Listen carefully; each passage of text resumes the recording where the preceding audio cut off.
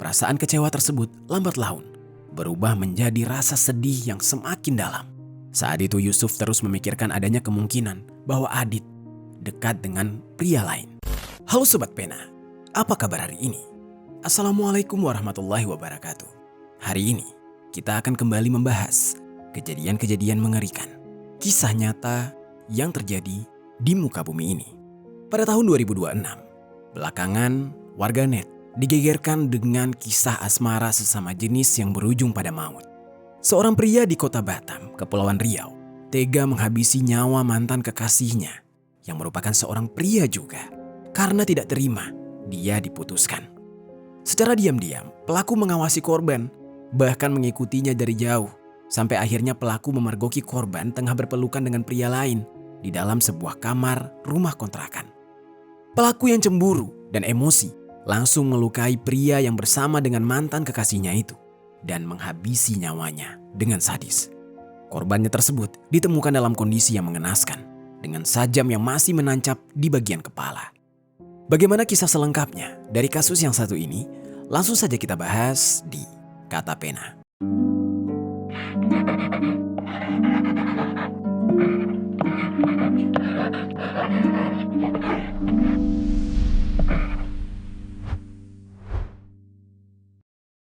Sadis yang dipicu masalah asmara menggegerkan kota Batam, Kepulauan Riau. Seorang pria tega nyawa mantan kekasih jenisnya setelah diliputi rasa cemburu dan sakit hati. Sebelum kita mulai ke ceritanya, jangan lupa untuk subscribe channel ini dan bagikan video ini ke teman-teman kalian. Cerita ini dibuat berdasarkan berita yang sudah beredar dan diterbitkan oleh beberapa media publik yang aku sajikan dan aku rangkum dalam bentuk alur cerita. Kita mulai ceritanya.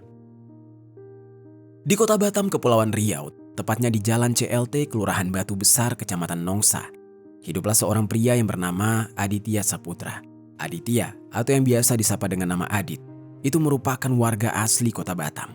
Dia lahir pada tanggal 15 Mei 2004, yang mana pada saat itu usianya sudah menginjak 21 tahun. Di wilayah tersebut, Adit tinggal bersama dengan kedua orang tua dan kakak perempuannya. Dari informasi media yang aku baca, tidak banyak yang menguraikan secara detail tentang identitas keluarga Adit. Tapi diketahui ayahnya bernama Samiso, sementara ibunya bernama Susri Nayeni. Sehari-harinya, sang ibu bekerja sebagai penjual kue, berjualan dari rumah ke rumah maupun kepada warga sekitar untuk membantu memenuhi kebutuhan ekonomi keluarga. Sementara itu, tidak diketahui dengan sang ayah apakah masih aktif bekerja atau sudah pensiun. Meski begitu, baik kakak perempuan Adit maupun Adit sendiri, keduanya sudah cukup dewasa untuk bisa memperoleh penghasilan demi memenuhi kebutuhan hidup mereka dan membantu perekonomian keluarga. Pada saat itu, kakak perempuan Adit diketahui sudah bekerja, namun entah pekerjaan apa yang dia jalani. Sementara tidak diketahui juga apakah Adit memiliki pekerjaan tetap atau tidak. Tapi yang jelas, kehidupan keluarga mereka cukup sederhana dengan penghasilan yang pas-pasan. Di mata warga sekitar, mereka cukup dikenal sebagai keluarga yang ramah. Di dalam kesehariannya, keluarga Adit dikenal sebagai keluarga yang cukup tertutup, tetapi tetap menjalani hubungan dengan baik bersama para tetangganya. Sebagai anak kedua sekaligus anak laki-laki satu-satunya di dalam keluarga, Adit memiliki posisi yang cukup penting bagi orang tuanya. Orang tuanya tentu berharap kalau Adit bisa menjadi sosok yang kelak membantu keluarga dan membawa masa depan yang lebih baik. Di lingkungan tempat tinggalnya, Adit dikenal sebagai pemuda yang tumbuh dan besar bersama dengan warga sekitar. Beberapa orang yang mengenalnya menggambarkan kalau Adit sebagai sosok yang tidak banyak bicara, tapi tetap bersikap ramah ketika berinteraksi dengan orang lain. Dia juga memiliki pergaulan seperti pemuda pada umumnya di lingkungan tersebut. Salah satu teman dekatnya yang cukup dia kenal di dalam lingkaran pergaulannya adalah seorang pria yang bernama Aldin Baeni, atau yang kerap disapa dengan nama Aldin. Pada saat itu, Aldin sudah berusia 24 tahun dan diketahui bahwa tempat tinggalnya berada tidak jauh dari kediaman Adit. Tidak diketahui dengan jelas apakah mereka sudah saling mengenal lama atau baru-baru saja. Tapi di saat itu, hubungan pertemanan mereka terbilang cukup dekat dan sering terlihat berinteraksi di dalam keseharian. Diketahui bahwa Aldin tinggal di rumah kontrakan yang beralamat di Blok A5 nomor 13 Perumahan Family Dream, Kecamatan Nongsa. Dan dia di sana tinggal bersama 2 orang lainnya, yaitu seorang wanita dan pria yang merupakan anggota keluarganya sendiri. Akan tetapi, mereka jarang sekali berada di rumah karena masing-masing sibuk bekerja. Biasanya Adit kerap berkunjung ke rumah Aldin untuk sekedar ngobrol dan berinteraksi di rumah tersebut. Dan selain Aldin, diketahui Adit juga memiliki hubungan dekat dengan orang lain yang dia kenal dari tahun 2024 melalui sebuah aplikasi Line. Orang tersebut merupakan seorang pria yang bernama Muhammad Yusuf atau yang kerap disapa dengan nama Yusuf. Dan pada saat itu, Yusuf sudah berusia 31 tahun, terpaut 9 tahun di atas Adit. Dan dia diketahui berasal dari Tanjung Batu Kundur, Kabupaten Karimun, Kepulauan Riau. Diketahui bahwa awalnya komunikasi mereka berlangsung seperti pertemanan biasa melalui chat. Tapi ternyata Yusuf memiliki ketertarikan dengan Adit. Dan seiring berjalannya waktu, hubungan mereka pun berkembang menjadi hubungan yang lebih dekat. Entah apakah memang Adit ini memang sudah lama memiliki ketertarikan lebih kepada seorang pria yang membuat hubungannya dengan pria tersebut jadi semakin intens dan membuat Adit tiba-tiba ingin menjalin hubungan yang lebih serius dan menyimpang. Yusuf menjadi lebih sering menemui Adit. Setelah sekitar 1 bulan sering bertemu dan komunikasi mereka semakin intens, keduanya sepakat menjalin hubungan sebagai sepasang kekasih. Hubungan tersebut diketahui berlangsung selama kurang lebih 1 tahun lamanya. Di dalam perjalanan hubungan itu, Yusuf dikenal cukup perhatian terhadap Adit. Dia bahkan beberapa kali membantu kebutuhan Adit, baik dalam bentuk dukungan ekonomi maupun pemberian barang-barang tertentu. Bahkan diketahui, Adit memiliki hutang kepada sejumlah pihak, sehingga Yusuf sempat membantu Adit untuk melunasi hutangnya itu, hingga total bantuannya sebesar 30 juta rupiah. Dan tidak hanya itu, Yusuf juga memberikan handphone yaitu jenis iPhone 15 Pro untuk Adit dan memberikan uang sehari-hari dengan nominal sekitar 150 ribu rupiah serta turut membantu membayarkan kredit motor Aerox milik Adit hingga lunas. Bagi Yusuf, bantuan itu merupakan bentuk perhatian dan kepedulian kepada kekasihnya tersebut. Dia merasa bertanggung jawab untuk membantu Adit, terlebih ketika mengetahui bahwa kondisi ekonomi keluarga Adit tergolong sederhana. Tapi rupanya perhatian yang cukup besar itu tidak semerta-merta membuat Adit selalu bersama dengan Yusuf. Seiring berjalannya waktu, hubungan di antara keduanya mulai renggang. Salah satu penyebabnya adalah karena jarak yang memisahkan mereka. Dan setelah beberapa bulan berpacaran, Yusuf pindah bekerja ke daerah lain, yaitu ke daerah Bali. Hubungan mereka pun berubah menjadi hubungan jarak jauh atau LDR. Awalnya, hubungan keduanya berjalan seperti biasa. Yusuf masih sering memberikan Adit uang dan membelikan barang-barang. Sementara Adit juga masih sering berkomunikasi intens dengan Yusuf. Hubungan di antara keduanya masih baik-baik saja. Tapi, lama-kelamaan, kondisi itu membuat komunikasi di antara mereka tidak lagi seintens sebelumnya. Hingga akhirnya, mulai muncul berbagai kesalahpahaman di antara mereka. Di tengah-tengah kondisi hubungan yang semakin renggang, Adit kemudian menyampaikan keinginannya untuk mengakhiri hubungan tersebut. Dia menyampaikan alasan bahwa dia ingin menjalani hidup normal atau ingin bertobat. Dia ingin menyukai perempuan saja. Pernyataan itu ternyata membuat Yusuf merasa bingung sekaligus kecewa. Bagi Yusuf, keputusan tersebut terasa cukup mengejutkan. Apalagi selama menjalin hubungan menyimpang tersebut, dia merasa sudah banyak memberikan perhatian dan bahkan bantuan finansial kepada Adit. Perasaan kecewa tersebut lambat laun berubah menjadi rasa sedih yang semakin dalam. Saat itu Yusuf terus memikirkan adanya kemungkinan bahwa Adit dekat dengan pria lain. Dari sinilah kemudian muncul berbagai perasaan yang tidak karuan, alias emosi yang semakin memuncak di dalam diri Yusuf. Perasaan yang awalnya hanya berupa kekecewaan, perlahan berubah menjadi rasa sakit hati dan cemburu yang semakin jauh. Lalu, sekitar 1 bulan setelah putus, Adit justru lebih sering berkomunikasi dengan salah satu temannya yang bernama Aldin. Sejumlah media mengatakan bahwa Adit dan Aldin berpacaran sesama pria, yang artinya Adit berbohong kepada Yusuf. Namun, walaupun informasinya demikian, sampai saat sekarang ini belum ada keterangan pasti apakah benar hubungan keduanya lebih dari sekedar teman atau justru mereka menjalani hubungan yang menyimpang. Namun yang jelas, kedekatan Adit dengan Aldin di saat itu tidak diketahui oleh Yusuf. Singkat cerita, hingga tiba pada bulan Maret 2026, Yusuf di saat itu berencana ingin pulang ke Batam secara diam-diam demi bisa mengetahui apa yang sebenarnya dilakukan oleh Adit selama berada di kota tersebut. Dia ingin sekali memata-matai, sekaligus ingin mengetahui apa yang dilakukan oleh Adit. Keputusan ini diambil karena Yusuf sangat kecewa sekaligus curiga. Bagaimana bisa dia diputuskan secara sepihak dan tiba-tiba. Di saat itu dia ingin memastikan secara langsung bagaimana keadaan Adit dan apakah benar Adit sudah tidak ingin melanjutkan hubungan sesama atau hubungan menyimpang. Sampai pada akhirnya, tepat di hari Selasa tanggal 10 Maret 2026, ketika Yusuf baru sekitar sepekan berada di Batam, dia mulai berusaha mencari keberadaan Adit dengan menggunakan sepeda motor. Sebelum berangkat menemui Adit, Yusuf sudah merencanakan sesuatu. Apabila Adit benar-benar berpacaran dengan orang lain, Yusuf tidak akan segan menganiaya mantan kekasih sesamanya tersebut. Dengan begitu, dia berjalan dengan menyiapkan sebilah pisau dapur di saku celana sebelah kirinya. Dan di hari itu juga, pada sekitar jam 8 pagi, Yusuf mulai berkeliling di beberapa tempat yang biasa didatangi oleh Adit, yaitu di kawasan Batu Besar, Kecamatan Nongsa. Ketika itu, Yusuf sempat melihat Adit berada di sebuah minimarket yang berada di wilayah tersebut. Yusuf sebenarnya sudah tidak mampu menahan amarahnya. Namun dia mengurungkan niatnya karena kondisi di sekitar minimarket sedang cukup ramai oleh pengunjung. Yusuf kemudian memilih untuk menjauh terlebih dahulu sembari terus memantau keberadaan Adit. Dan tidak lama setelah itu, Yusuf kehilangan jejak. Dia pun kembali berusaha mengetahui di mana Adit berada. Lalu kemudian, Yusuf mencoba melihat chat lama. Dia melihat share location atau pembagian lokasi yang sebelumnya pernah dikirimkan oleh Adit melalui WhatsApp. Dia berpikir, apa mungkin Adit berada di tempat yang pernah dia bagikan kepada Yusuf?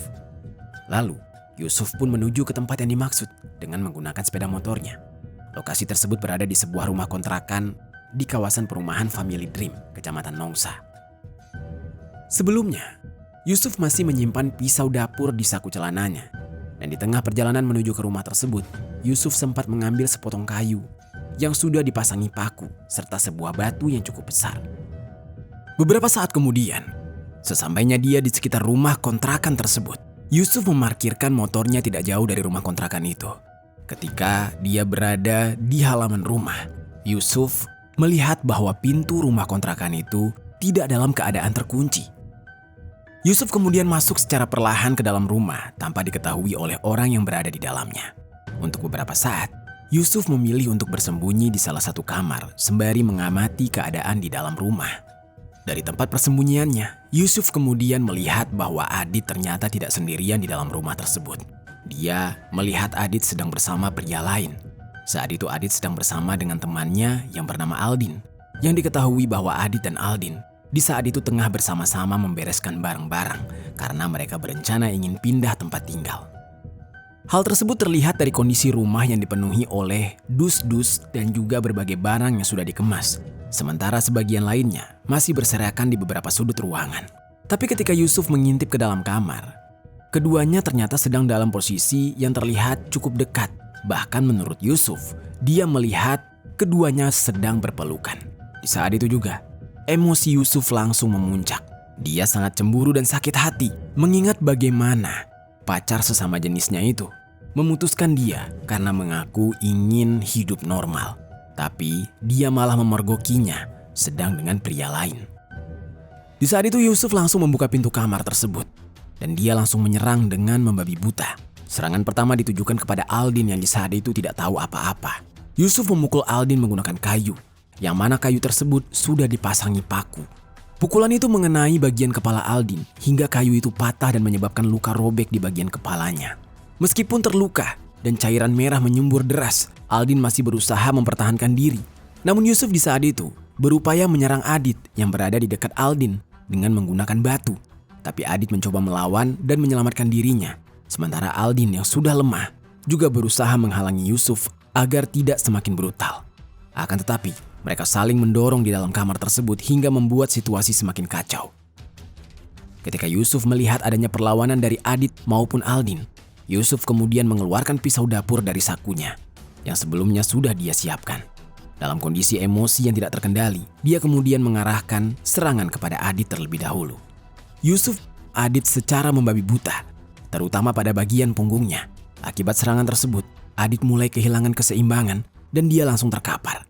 Di Di saat itu Aldin berusaha untuk meminta tolong dari warga sekitar dengan kondisi tubuh yang terluka, yang mana dia berhasil keluar dari kamar dan berlari memanggil warga sekitar. Teriakan Aldin kemudian menarik perhatian warga. Namun, di dalam kamar, penyerangan terhadap Adin belum berhenti.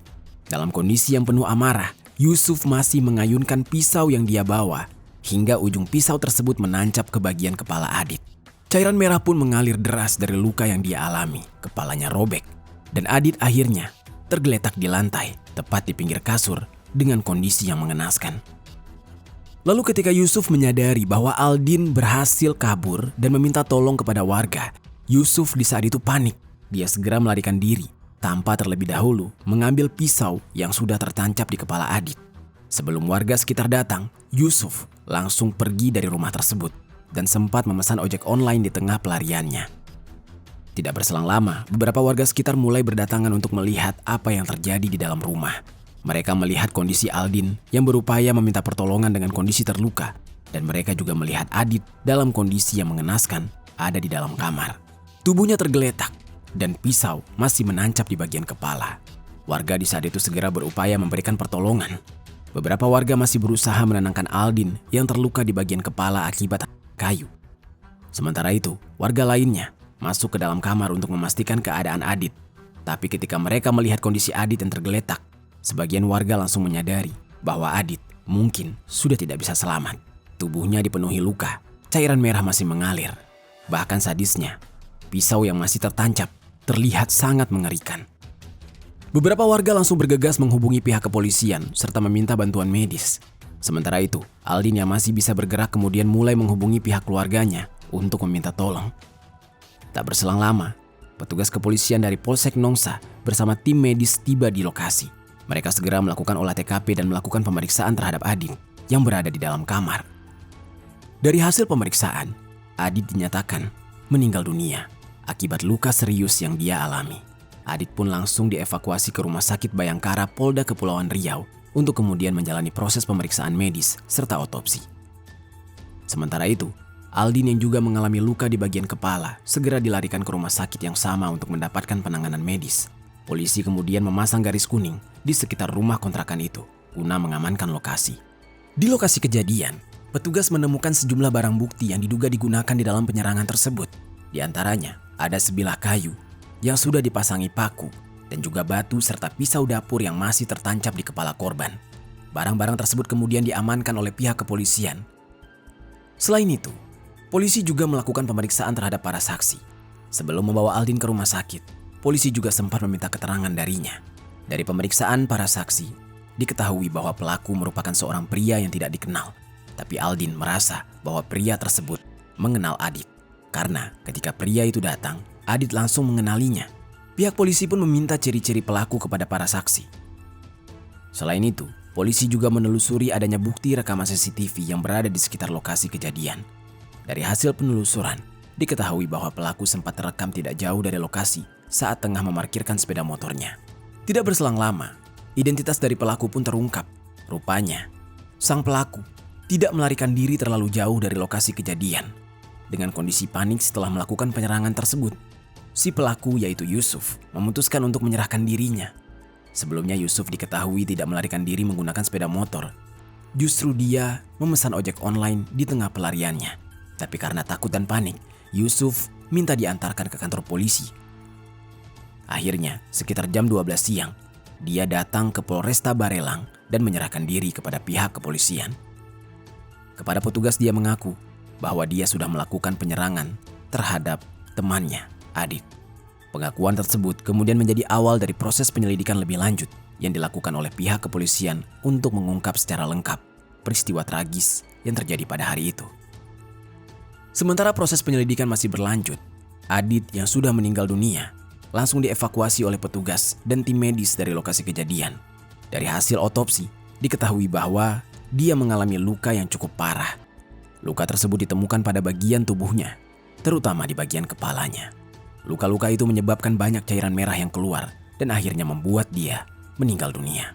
Selain itu, pada tubuhnya juga ditemukan bekas perlawanan yang mengindikasikan bahwa dia sempat berusaha melindungi diri. Dan pihak medis menyimpulkan penyebab dari kematiannya adalah luka yang cukup dalam tepat di bagian kepala akibat senjata tajam. Setelah dilakukan pemeriksaan medis, jenazah korban kemudian diserahkan kepada pihak keluarga dan dipulangkan ke rumah duka. Di rumah duka yang berada di lingkungan tempat tinggal keluarganya di kawasan Batu Besar, Nongsa, suasana yang sangat menyedihkan langsung menyelimuti pihak keluarga dan para kerabat ketika jenazah Adit tiba. Tangis keluarga pecah ketika peti jenazah korban dibawa masuk ke dalam rumah. Sang ibu yang bernama Susri Nayeni tampak sangat terpukul atas kepergian putranya. Beberapa anggota keluarga harus menenangkan sang ibu, yang di saat itu terus menangis ketika melihat jenazah sang anak. Para kerabat dan tetangga yang datang melayat juga tidak menyangka bahwa kejadian yang mengerikan ini akan menimpa Adit. Apalagi sebuah video yang memperlihatkan kondisi dan situasi setelah kejadian sudah beredar di media sosial, yang mana membuat pihak keluarga dan para kerabat semakin diliputi kesedihan membayangkan kejadian yang mengerikan itu. Beberapa dari warga sempat mengenali Adit sebagai sosok muda yang sering terlihat beraktivitas di lingkungan sekitar dan cukup ramah. Hingga jenazah Adit dimakamkan di tempat pemakaman umum yang berada di wilayah Sambau, Kecamatan Nongsa, suasana duka masih menyelimuti pihak keluarga. Sementara itu, pemeriksaan terhadap pelaku yaitu Yusuf masih terus berjalan. Dalam pemeriksaan tersebut, Yusuf sudah mengakui bahwa dia yang merencanakan semuanya. Dia bekerja sendiri. Dia datang ke kota Batam untuk mencari keberadaan si korban dan menemui korban karena merasa sakit hati setelah hubungan sesama mereka diputuskan sepihak oleh korban. Di hadapan polisi, Yusuf mengaku sangat terpukul ketika korban memutuskan hubungan mereka karena korban mengaku ingin menjalani hidup normal, mencintai wanita seutuhnya. Hal itu membuat si pelaku kecewa dan tersinggung. Yusuf juga menceritakan, selama ini dia sudah habis banyak untuk membantu korban, termasuk memberikan uang, barang, bahkan membayar hutang dari korban. Dan setelah kejadian itu, Yusuf menyadari perbuatannya, dan dia sangat menyesali. Dia mengatakan apa yang dia lakukan itu dipicu oleh emosi dan rasa cemburu. Meski begitu, pihak kepolisian tetap menegaskan bahwa perbuatan Yusuf merupakan tindak pidana yang serius. Atas perbuatannya, Yusuf dijerat dengan sejumlah pasal, yaitu pasal 459 KUHP tentang penghilangan nyawa berencana dan pasal 458 ayat 1 tentang penghilangan nyawa, serta pasal 466 ayat 3 KUHP tentang penganiayaan yang mengakibatkan kematian dengan ancaman hukuman mati dan penjara maksimal 20 tahun atau seumur hidup. Saat ini, proses hukum terhadap Yusuf masih terus berjalan dan Yusuf harus mempertanggungjawabkan perbuatannya. Itu dia sobat, kisah dari Yusuf, seorang penyuka sesama jenis yang menghabisi nyawa mantan pacarnya karena rasa cemburu. Apa pelajaran yang bisa kita ambil dari kisah ini? Suka bikin konten pakai HP tapi kapasitas memorinya kecil? Jangan khawatir. Sekarang kapasitas memori HP kalian bisa dibikin jadi besar. Ini namanya portable SSD dari SSK. Kapasitas yang gue beli ini adalah 4 TB. Sebelumnya gue juga udah beli yang kapasitasnya 500 GB. Sekarang gue upgrade ke 4 TB supaya data yang ditampung jauh lebih banyak. Dan gokilnya, ini kecepatannya sampai 40 Gbps, geng. Proses pemindahan datanya juga simple banget. Cukup pakai kabel, colokin ke HP kalian dan langsung pindahin. Prosesnya jauh lebih cepat daripada kalian mindahin pakai airdrops. Ngapain beli HP dengan kapasitas memori yang besar tapi harga mahal? Mendingan beli portable SSD dari SSK. Harganya jauh lebih terjangkau dan kapasitasnya jauh lebih besar. Untuk link pembelian kalian bisa langsung cek di bawah.